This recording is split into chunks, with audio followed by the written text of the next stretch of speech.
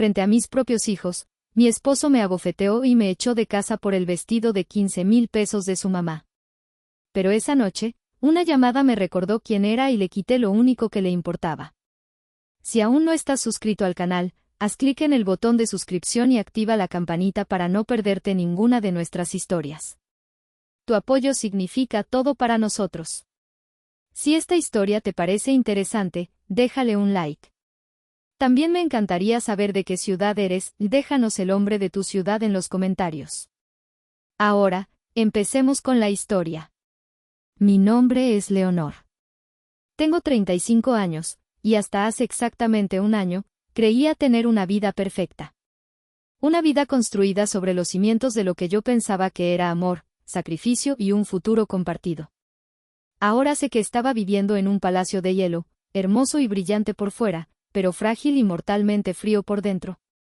La noche en que todo se hizo añicos, la noche en que el hielo se quebró bajo mis pies, fue Nochebuena.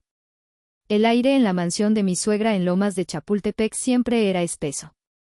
No olía a pino fresco ni a la canela de los buñuelos, sino a una mezcla sofocante de perfume caro, cera para muebles y una superioridad silenciosa que se te pegaba a la piel. Doña Griselda, mi suegra de 62 años, era la reina de este palacio, y su hijo, mi esposo Ramiro, era su príncipe heredero. Yo, al parecer, solo era un accesorio que a veces desentonaba con la decoración. Mis hijos, Mateo de 8 años y Luna de 6, se aferraban a mi mano, sus pequeños cuerpos tensos en medio del murmullo de tíos y primos que nunca nos miraban realmente a los ojos.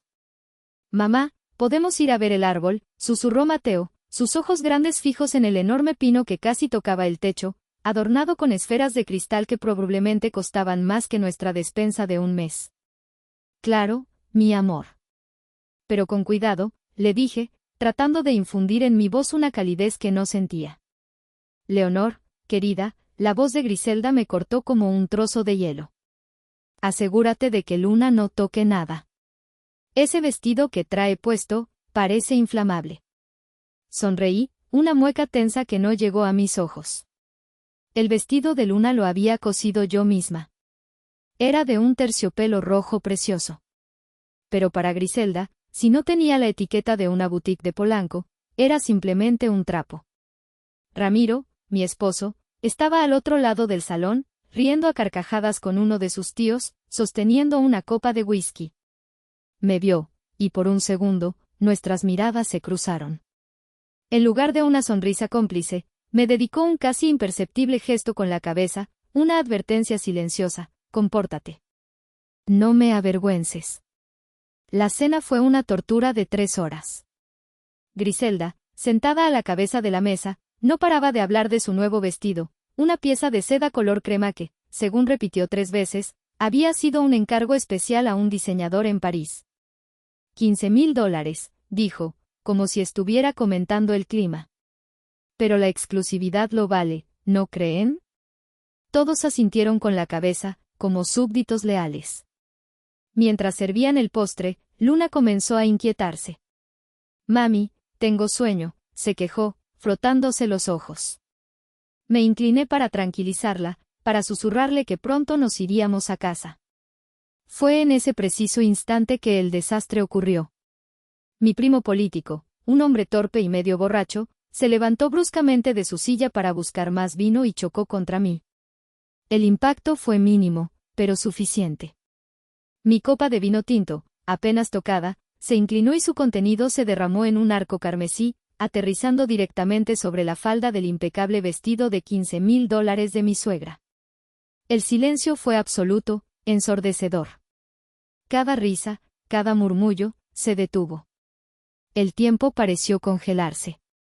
La mancha roja se extendía sobre la seda color crema como una herida abierta. Griselda bajó la mirada. Su rostro pasó de la sorpresa al horror, y luego a una furia blanca y pura. Mi vestido, gritó, su voz un chillido agudo que hizo que Luna se sobresaltara. Cuesta $15,000, ¿sabes siquiera cuánto dinero es ese, estúpida? Fue un accidente, Griselda, lo siento mucho, balbuceé, levantándome con una servilleta en la mano, un gesto inútil. Pero antes de que pudiera dar un paso, Ramiro estaba frente a mí. Su rostro, el rostro que había besado cada mañana durante 10 años, estaba desfigurado por una rabia que nunca había visto. No estaba mirando a su primo, el verdadero culpable. Me estaba mirando a mí. Mira lo que hiciste, inútil, siseó, su voz baja y llena de veneno. Y entonces, frente a su madre, frente a toda su familia, frente a mis propios hijos que miraban con los ojos abiertos por el terror, levantó la mano y me abofeteó. El sonido de la bofetada resonó en el silencio del comedor. Un eco seco, brutal. El ardor en mi mejilla fue instantáneo, pero no se comparaba con el frío helado que se apoderó de mi corazón. Vi el rostro de Mateo, pálido y aterrorizado. Vi a Luna llevarse las manitas a la boca, sus ojos llenos de lágrimas silenciosas. «Lárgate de aquí ahora», me gritó Ramiro. «Me avergüenzas». Nadie dijo nada. Nadie se movió para defenderme. Escuché un par de risitas ahogadas de sus primas. Sentí la mirada satisfecha de Griselda. En ese momento, no era la esposa de Ramiro, no era la madre de sus hijos. Era una extraña, una mancha en su perfecta estampa familiar, y acababan de borrarme de la foto de la manera más cruel posible. Sin decir una palabra, recogí mi bolso, di una última mirada a los rostros petrificados de mis hijos y salí de esa casa, dejando atrás mi vida, o lo que yo creía que era mi vida, en un charco de vino tinto sobre un vestido de $15,000. La puerta de caoba se cerró a mi espalda con un sonido sordo y definitivo. El frío de la noche de diciembre en la Ciudad de México me golpeó con una violencia inesperada, pero era un frío honesto, un frío que no pretendía ser nada más. Caminé por el sendero de piedra del jardín, pasando junto a las inflables figuras de renos y un Santa Claus que sonreía estúpidamente, iluminado desde dentro. Cada paso se sentía pesado, irreal. Podía sentir las miradas de todos a través de los ventanales, observando mi exilio. Llegué a mi coche, un modelo modesto que siempre parecía fuera de lugar entre los Mercedes y BMWs del resto de la familia. Me senté en el asiento del conductor y me quedé inmóvil, mirando la imponente fachada de la casa. Las luces de Navidad parpadeaban, burlándose de mí. No lloré. Las lágrimas se sentían como un lujo que no podía permitirme, una debilidad que esa gente no merecía presenciar, aunque fuera a la distancia. En lugar de lágrimas, sentí una claridad terrible, una lucidez dolorosa. Encendí el coche y conduje sin rumbo, las luces de la ciudad desenfocándose frente a mí. No podía ir a casa. A nuestra casa. La palabra se sentía hueca, una mentira. ¿Cómo podría volver a un lugar donde dormía junto al hombre que me había humillado de esa manera? ¿Cómo podría fingir que todo estaba bien por la mañana, por el bien de los niños?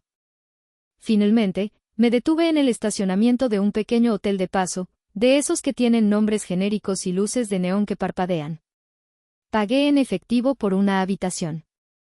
El recepcionista me miró con curiosidad, probablemente preguntándose qué hacía una mujer vestida para una cena de Navidad en un lugar como ese a medianoche. La habitación olía a desinfectante y a una tristeza vieja.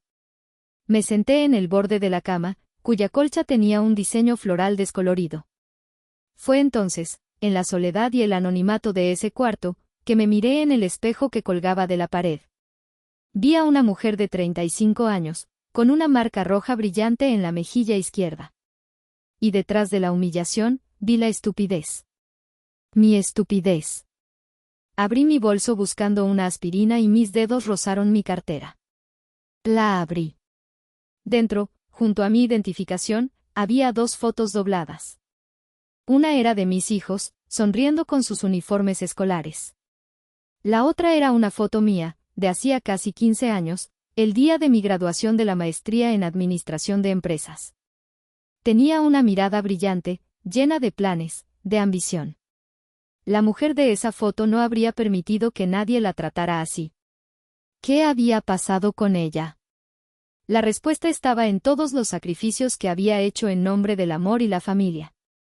Recordé la noche en que vendí mi pequeño portafolio de acciones, una herencia de mi padre, para que Ramiro pudiera pagar el depósito inicial de su empresa, Morales Consultores. Es una inversión en nuestro futuro, mi amor, me había dicho él, besando mis manos. Recordé las incontables noches que pasé en vela, no durmiendo, sino investigando mercados, analizando competidores, escribiendo los planes de negocio y las estrategias de marketing que él presentaba como suyas. Él era el rostro, la voz encantadora. Yo era el motor silencioso, el cerebro invisible que nadie veía. Un recuerdo en particular me quemó más que la bofetada. Estábamos en una reunión con un cliente potencial muy importante. Yo, tímidamente, hice una observación estratégica clave. El cliente me miró impresionado. Ramiro, al instante, puso su mano sobre la mía y dijo con una sonrisa condescendiente: «Gracias, mi cielo, qué gran apoyo. Pero deja que yo me encargue de los números». Un minuto después, repitió mi idea casi palabra por palabra, adjudicándosela. Esa noche, en lugar de enfrentarlo, me convencí de que éramos un equipo y que su éxito era mi éxito. ¡Qué ilusa! La gota que derramó el vaso había sido hace 6 meses.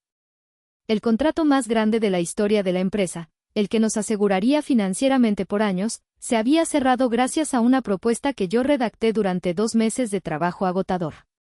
Para celebrarlo, Ramiro le compró a su madre una camioneta de lujo. Cuando le pregunté tímidamente si ahora podíamos invertir una pequeña parte en el taller de diseño de modas que siempre había soñado, me dijo: «Leonor, no es momento de gastar en tus pasatiempos. Hay que ser responsables». La bofetada no fue un impulso. Fue la culminación. El punto final de 10 años de pequeñas muertes, de borrarme a mí misma para que él pudiera brillar. Y lo había permitido. Lo había permitido por mis hijos. Miré la foto de Mateo y Luna. Y luego la foto de la joven ambiciosa que solía ser. Una nueva sensación, más fuerte que el dolor y la humillación, comenzó a crecer en mi pecho. Era una rabia fría, calculadora. Saqué mi teléfono. Mis manos no temblaban. Marqué un número que no había marcado en años. El de mi antigua mentora de la universidad. Esperé, con el corazón latiendo con un nuevo propósito. Ya no se trataba de aguantar por mis hijos. Se trataba de luchar por ellos. De enseñarles, con el ejemplo, que nadie, absolutamente nadie, tiene el derecho de ponerte una mano encima y robarte tu dignidad. En esa habitación de hotel barata, la mujer que había sido borrada de la foto familiar juró que volvería a dibujarse a sí misma, pero esta vez, el cuadro completo sería suyo. El teléfono sonó 3 veces antes de que una voz femenina, clara y llena de autoridad, contestara al otro lado. «Hola. ¿Maestra Sofía?» «Soy yo, Leonor. Leonor Solís». Hubo un breve silencio. Podía imaginarla, sentada en su estudio lleno de libros, con sus elegantes gafas de lectura, tratando de situar mi nombre entre los cientos de alumnos que habían pasado por sus aulas en 30 años de carrera. Leonor, claro que sí. Mi alumna estrella. La que me discutía las teorías de Porter en clase. Querida, qué sorpresa. ¿Han pasado casi 10 años? 10 años, maestra. Lamento llamarla tan tarde, y en Navidad. No te preocupes. Para mis alumnos favoritos, nunca es tarde. ¿Cómo estás? Supe que te casaste con Ramiro, ¿verdad? Y que le iba muy bien con su consultoría. Supuse que estabas detrás de ese éxito. Siempre fuiste demasiado brillante para quedarte en la sombra. Sus palabras, tan directas, tan certeras, me golpearon con la fuerza de una revelación. Ella lo veía. Siempre lo había visto. Sentí un nudo en la garganta, pero lo contuve. No la había llamado para llorar. Maestra, necesito un consejo. Uno brutalmente honesto, dije, mi voz firme a pesar del torbellino de emociones dentro de mí. Soy toda oídos. Si una persona ha invertido 10 años de su vida, todo su talento, toda su energía, en un proyecto que creía suyo, pero se da cuenta de que solo ha estado construyendo el pedestal de alguien más, ¿es demasiado tarde para empezar de cero? Sofía no respondió de inmediato. Escuché el sonido de una taza de té siendo colocada sobre un plato. Leonor, dijo finalmente, su tono serio pero amable. Escúchame con atención. No has perdido 10 años. Has estado en el campo de entrenamiento más duro que existe. No estabas renunciando a tu carrera, estabas invirtiendo. El problema es que invertiste en la acción equivocada. Una acción volátil, con un CEO narcisista que se adjudica todos los méritos. No es demasiado tarde. Simplemente es hora de diversificar tu portafolio. Su metáfora, tan propia de ella, tan del mundo que yo había abandonado, me hizo sonreír por primera vez en 24 horas. ¿Y qué se hace cuando la acción principal se desploma?, pregunté, siguiendo su juego. No, querida. La acción no se desplomó. El mercado acaba de abrir los ojos a su verdadero valor. Lo que haces es vender. Vendes tus acciones, sacas tu capital intelectual y lo inviertes en una nueva empresa. Una empresa de la que tú seas la única dueña. Una empresa llamada Solís. Tu talento, Leonor, ese es tu activo más valioso. Y nadie, ni tu marido ni nadie más, puede quitártelo. Ahora dime, ¿qué vas a hacer al respecto? La pregunta quedó flotando en el aire. Ya no era una víctima buscando consuelo. Era una estratega recibiendo una consulta. Voy a hacer un hashtag takeover, respondí, las palabras saliendo de mi boca con una convicción que me sorprendió a mí misma. Voy a tomar el control de mis propios activos. Sofía soltó una carcajada. Esa es la Leonor que recuerdo.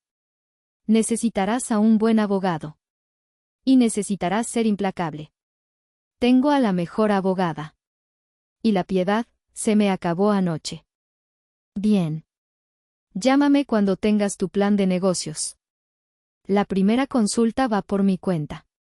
Y Leonor, bienvenida de vuelta al juego. Colgué el teléfono. El amanecer comenzaba a filtrarse por la delgada cortina de la habitación del hotel. Me sentí como si hubiera estado conteniendo la respiración durante una década y finalmente pudiera exhalar.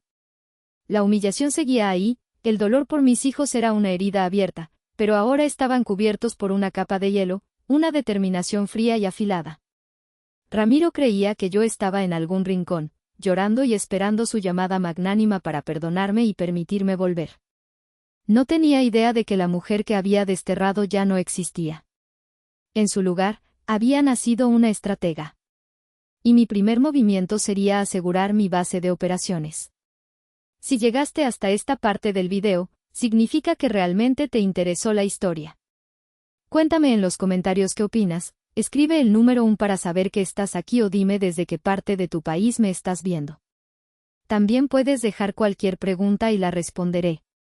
Lo primero que hice fue enviarle un mensaje de texto a Ramiro. Mi pulso era firme, mis dedos se movían con precisión sobre la pantalla. Cada palabra era una pieza calculada en un juego que él ni siquiera sabía que estábamos jugando. Ramiro. Lo de anoche fue imperdonable, de ambas partes. Necesito tiempo. Voy a ir a casa de mi tía en Guadalajara a pensar. No me llames. Yo te buscaré cuando esté lista. Diles a los niños que los amo. Era la carnada perfecta. Apelaba a su ego, dándole la impresión de que yo también aceptaba parte de la culpa. La mención de pensar le haría creer que estaba considerando como suplicar su perdón. Y el viaje a Guadalajara le daría la coartada perfecta y el tiempo que yo necesitaba desesperadamente. Su respuesta fue casi inmediata, me parece lo más sensato. Tómate el tiempo que necesites para reflexionar sobre tu comportamiento. Yo cuidaré de los niños. La condescendencia en su mensaje casi me hizo reír. Perfecto. El león creía que el ratón había huido a su madriguera. No sabía que el ratón estaba a punto de roer los cimientos de su castillo. Mi siguiente llamada fue a Fabiola, mi mejor amiga desde la universidad y ahora una de las abogadas de divorcios más temidas de la ciudad. Fabi, le dije en cuanto contestó. Necesito que actives el protocolo Armagedón. Hubo un silencio al otro lado. Era nuestro código, una broma macabra que habíamos inventado años atrás para el día en que yo finalmente me hartara. Nunca pensé que llegaría a usarlo. ¿Qué te hizo ese imbécil ahora?, preguntó, su voz perdiendo toda ligereza. Me golpeó. Anoche. En casa de su madre. Enfrente de mis hijos. El silencio que siguió fue más pesado que el anterior. Voy por ti, ¿dónde estás? No. No vengas. Estoy bien. O mejor dicho, no estoy bien, pero sé exactamente lo que tengo que hacer. Necesito que alquiles un espacio de trabajo para mí, pequeño, discreto, a nombre de tu despacho. Y necesito que prepares los papeles de divorcio, con una orden de restricción por violencia doméstica y la solicitud de custodia total de los niños. Considéralo hecho, Leo. Voy a destruirlo. No, Fabi. Yo voy a hacerlo. Tú solo dame las herramientas legales. Así comenzaron las 3 semanas más intensas y extrañamente liberadoras de mi vida. Fabiola me consiguió un pequeño cubículo en un edificio de oficinas anónimo en la colonia Roma. Se convirtió en mi cuartel general. Ramiro me llamaba cada 2 o 3 días. Sus llamadas eran una mezcla de impaciencia y superioridad. Ya pensaste bien las cosas, Leonor, los niños te extrañan, no puedes ser egoísta, espero que cuando vuelvas, tengas una mejor actitud. Yo respondía con monosílabos, interpretando el papel de la esposa arrepentida y confundida. Le decía que la señal en el pueblo de mi tía era mala, que necesitaba más tiempo. Y él, en su arrogancia, me creía. Mientras él jugaba al rey en su castillo, yo trabajaba 18 horas al día. Mi primera tarea fue la más crítica. Usando mis credenciales de administrador, que Ramiro nunca se había molestado en cambiar, entré remotamente al servidor de Morales Consultores. Durante 10 años, yo había construido meticulosamente ese archivo digital. Era mi segunda mente. Contenía cada análisis de mercado, cada perfil de cliente, cada proyección financiera, cada estrategia de marketing. Con una velocidad febril, transferí terabytes de información a un disco duro encriptado. No estaba robando. Estaba reclamando mi propiedad intelectual. Una vez que tuve los datos, borré mi rastro y me desconecté para siempre. El siguiente paso fue fundar mi propia empresa. Fabiola se encargó del papeleo. En menos de una semana, Solís Estrategas era una entidad legal. Solís. Mi apellido de soltera. El nombre de la mujer que Ramiro había intentado borrar. La tercera semana la dediqué a mi obra maestra. El cliente más importante de Ramiro, el que representaba casi el 40% de sus ingresos, era don Isidro Cantú, un empresario de la vieja escuela. Tenían una reunión crucial en enero para discutir la expansión de su conglomerado. Yo conocía ese proyecto mejor que nadie, porque yo lo había diseñado. Pero la versión que Ramiro tenía era solo un borrador. Durante esa última semana, encerrada en mi cubículo, con tazas de café como único combustible, reescribí toda la propuesta. La hice más audaz, más innovadora, más rentable. La llené de datos y análisis que Ramiro ni siquiera sabría interpretar. Era mi carta de triunfo, mi declaración de guerra. La noche antes de que mis 3 semanas de exilio autoimpuesto terminaran, me quedé mirando el plan terminado en la pantalla de mi laptop. No sentía euforia. Sentía una calma glacial. Ramiro no me había quitado nada. Solo me había devuelto a mí misma. Y estaba a punto de descubrir el precio de esa devolución. El día de llegó. Era lunes. El día en que Ramiro tenía su gran reunión con el Consejo Directivo de Industrias Cantú, la culminación de meses de trabajo, o más bien, de mi trabajo. Me imaginé su mañana, despertándose en nuestra cama, probablemente molesto porque yo no estaba ahí para prepararle su café perfecto, eligiendo su traje más caro, uno de esos que yo le había insistido en comprar porque la imagen lo es todo, practicando frente al espejo las líneas que yo había escrito para él. La arrogancia debía estar desbordándosele por los poros. Creía tener el mundo en sus manos. A las 9 de la mañana en punto, mi plan se puso en marcha. La primera fase fue legal. Fabiola, desde su despacho, envió un correo electrónico certificado al email personal y de trabajo de Ramiro. Adjunto iba un archivo PDF, la demanda de divorcio por violencia intrafamiliar, la solicitud de custodia completa de Mateo y Luna, y una orden de restricción temporal que le prohibía acercarse a mí o a cualquier domicilio que yo estableciera. Mientras imaginaba el sudor frío recorriendo su espalda al leer ese documento, ejecuté la segunda fase. A las 9:05, un segundo correo electrónico salió de mi computadora. Este no iba dirigido a Ramiro. El destinatario era don Isidro Cantú, con copia a los 2 directores principales de su empresa. El asunto era simple y directo: propuesta estratégica alternativa para la expansión de Industrias Cantú. El cuerpo del correo era breve y profesional. Estimado don Isidro, mi nombre es Leonor Solís, fundadora de Solís Estrategas. Durante la última década, he sido la estratega principal no acreditada detrás de los planes que Morales Consultores le ha presentado. Entiendo que hoy tienen una reunión para discutir el futuro de su conglomerado.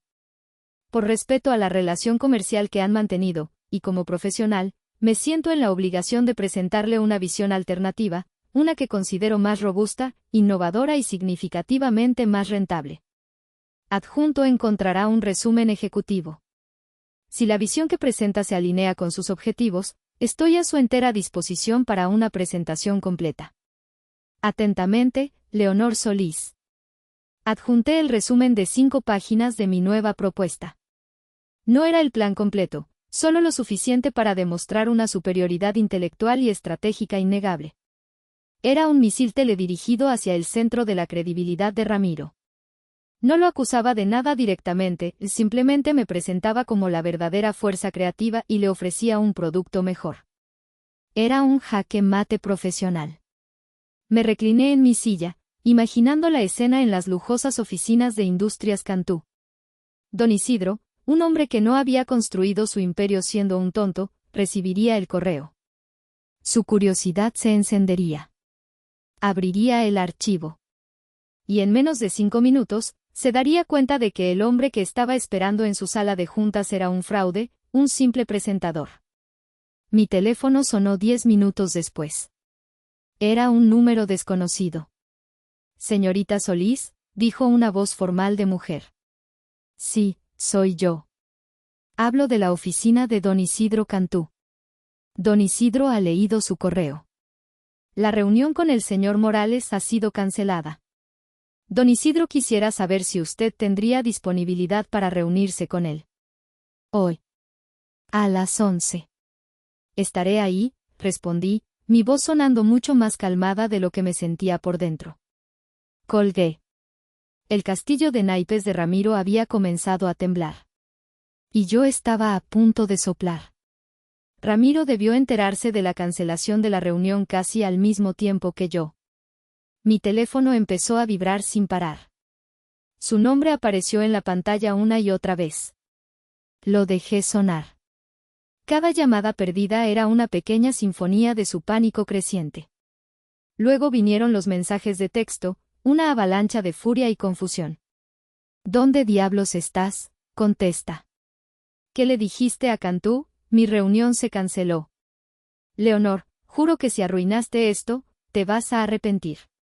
Y el último, el que delataba su total desesperación, Leo, por favor, háblame, ¿qué está pasando? No respondí. En su lugar, me dirigí a mi nuevo campo de batalla, las oficinas de Industrias Cantú. Elegí mi atuendo con el cuidado de un general preparando su uniforme. Un traje sastre de corte impecable, tacones firmes y el cabello recogido en un moño elegante. La mujer que entró a esa sala de juntas no era la esposa humillada de la cena de Navidad. Era Leonor Solís, estratega y fundadora. La reunión con don Isidro fue un éxito. Él era un hombre inteligente que valoraba la sustancia sobre el estilo. Vio en mi propuesta la profundidad y el análisis que siempre había sentido que faltaban en las presentaciones de Ramiro. No le conté mi historia personal. No era necesario. Mi trabajo hablaba por sí mismo. Al final de la hora, me extendió la mano. Señorita Solís, dijo con una media sonrisa, creo que usted y yo vamos a hacer grandes cosas juntos. Salí de ese edificio sintiendo que podía tocar el cielo. Pero sabía que la guerra no había terminado. faltaba la confrontación final. Y no tardó en llegar. Cuando llegué a mi pequeño espacio de trabajo, ellos ya estaban allí, esperándome en el pasillo. Ramiro y doña Griselda. La cara de Ramiro era una máscara de furia pálida. Griselda me miraba como si fuera un insecto que acababa de descubrir en su sopa. «Tú», gritó Ramiro en cuanto me vio. «¿Qué demonios crees que estás haciendo? Arruinaste mi carrera». «No, Ramiro», respondí con una calma que lo descolocó. «Yo no arruiné tu carrera. Yo era tu carrera. Y simplemente decidí renunciar». «Eres una traidora, una víbora», espetó Griselda, acercándose a mí. «Después de todo lo que mi hijo ha hecho por ti». «Lo que su hijo ha hecho por mí», la interrumpí, mirándola directamente a los ojos. ¿Se refiere a golpearme frente a mis hijos porque derramé vino en su vestido de $15,000, o a llevarse el crédito por mi trabajo durante 10 años? Por favor, ilumíneme. Griselda se quedó sin palabras, su boca abierta en una «oh» de indignación. Ramiro dio un paso adelante, su voz bajando a un gruñido amenazante. «Vas a retirar esa estúpida demanda. Vas a llamar a Cantú y le vas a decir que cometiste un error. Vas a volver a casa y a actuar como la esposa que se supone que debes ser». Fue entonces cuando saqué mi teléfono y puse a grabar el audio. «¿Podrías repetir eso, Ramiro?», dije, mi voz dulce pero con un filo de acero. «Creo que mi abogada estaría muy interesada en escuchar tus sugerencias. Sobre todo para la audiencia de custodia. Ya le enseñaste a Mateo como un hombre, resuelve los problemas con una bofetada. Ahora yo le voy a enseñar a mis hijos cómo una mujer resuelve los problemas con su cerebro. Así que, por favor, continúa. Estoy grabando». La transformación en su rostro fue instantánea. La rabia se evaporó, reemplazada por un miedo puro, desnudo. Miró el teléfono como si fuera una serpiente. Griselda pareció encogerse. Por primera vez, se dieron cuenta de que no estaban hablando con la dócil Leonor. Estaban frente a una oponente que había anticipado cada uno de sus movimientos. «Ahora, si me disculpan», dije, pasando entre ellos para abrir la puerta de mi oficina. «Tengo un imperio que construir. Les sugiero que se busquen un buen abogado. Lo van a necesitar». Lo que siguió no fue una explosión, sino un derrumbe lento y sistemático, como un edificio al que le han dinamitado las columnas de soporte. Sin mí, Morales Consultores, era solo una fachada vacía. Ramiro intentó desesperadamente salvar los contratos restantes, pero sus clientes no tardaron en notar la diferencia. Sus presentaciones eran huecas, sus análisis superficiales. Era un actor que había olvidado sus líneas porque el apuntador se había ido. En menos de 6 meses, perdió a sus 3 clientes más importantes. 2 de ellos, después de cumplir con sus cláusulas de rescisión, firmaron con Solís Estrategas. No los busqué, ellos vinieron a mí, atraídos por los resultados y la reputación de eficacia que empecé a construir. La noticia corrió rápido en el pequeño círculo empresarial de la ciudad. La historia del genio silencioso detrás de Ramiro Morales se convirtió en una especie de leyenda. El golpe final para Ramiro fue el divorcio.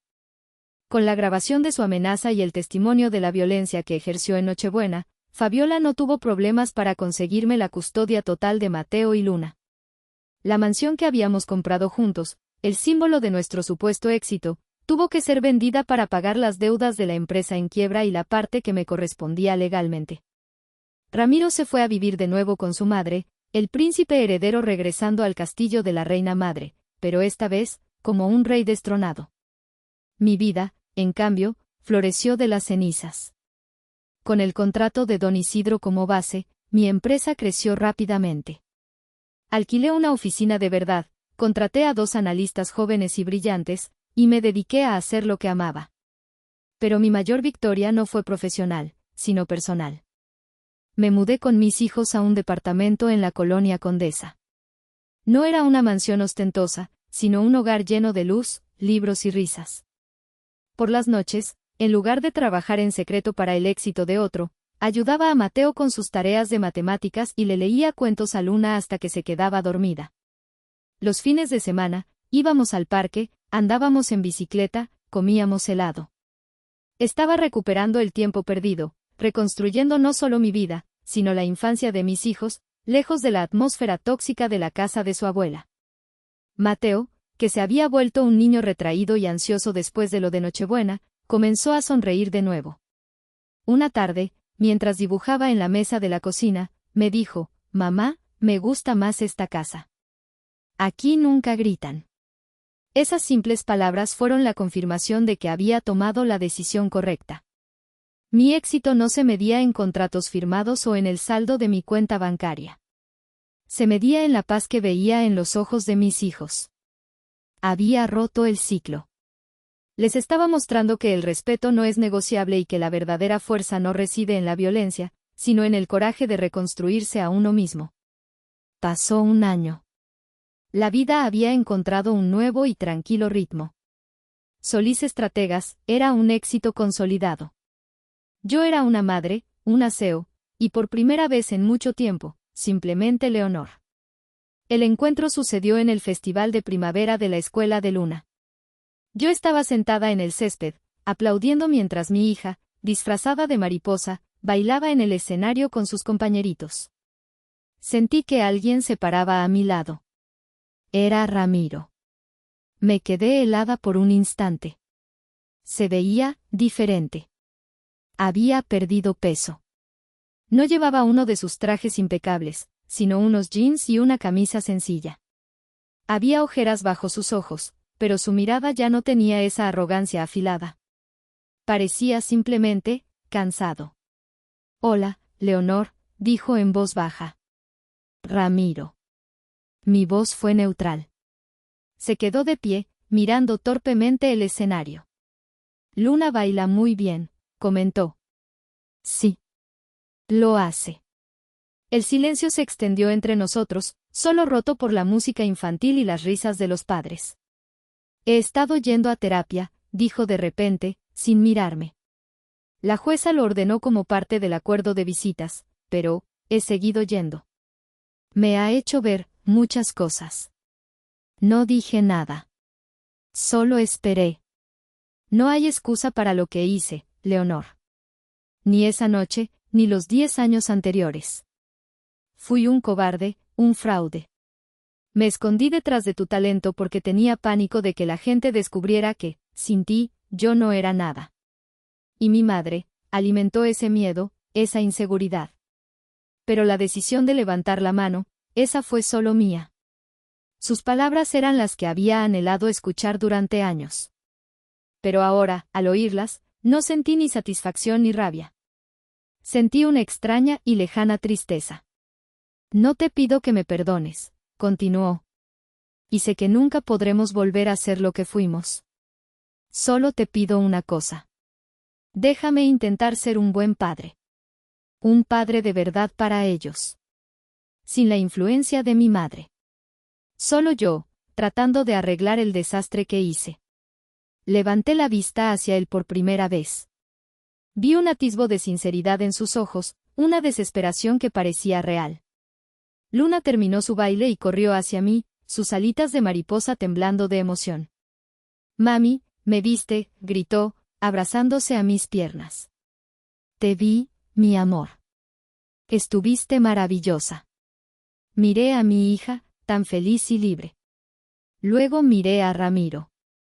Sabía que perdonarlo no significaba volver con él. Pero permitirle ser parte de la vida de mis hijos, confiar en que realmente había cambiado, esa era una decisión mucho más compleja. Por ellos, ¿debería creer en su redención? ¿O un hombre que elige a su madre por encima de su propia familia, una vez, lo hará siempre? ¿Qué habrían hecho ustedes en mi lugar?